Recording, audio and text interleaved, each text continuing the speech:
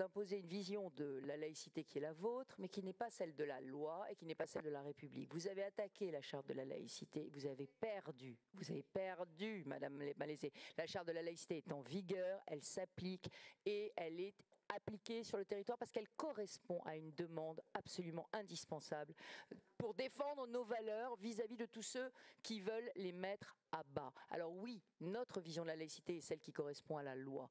Et quant à Monsieur le maire, je vais prendre la parole parce que je n'accepte pas ce que vous venez de dire.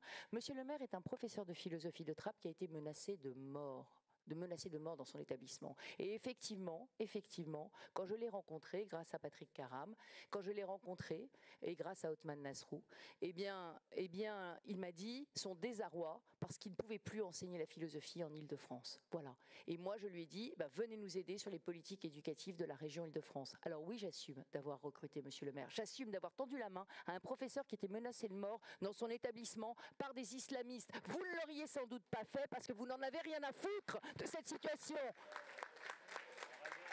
Alors, Monsieur le maire travaille effectivement à la région Île-de-France, mais rien n'empêche aujourd'hui la région Île-de-France d'accorder un soutien à une association dont un fonctionnaire de la région serait l'un des membres. C'est tout ça a totalement respecté toutes les procédures. Et vous le savez d'ailleurs parce que si nous ne l'avions pas fait, si vous ne... Mais en quoi c'est immoral ? Pas du tout pareil.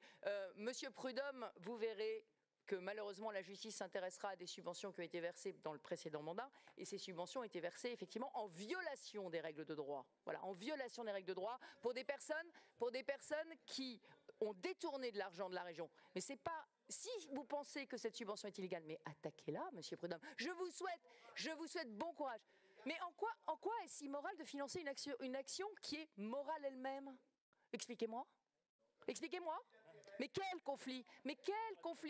Il n'a pas instruit, il ne participe pas aux services qui instruisent et il n'a eu aucune influence sur l'attribution de cette subvention. Voilà. Donc, Monsieur Prudhomme, si vous arrêtez de dire n'importe quoi dans cette séance, ce serait un repos pour tout le monde.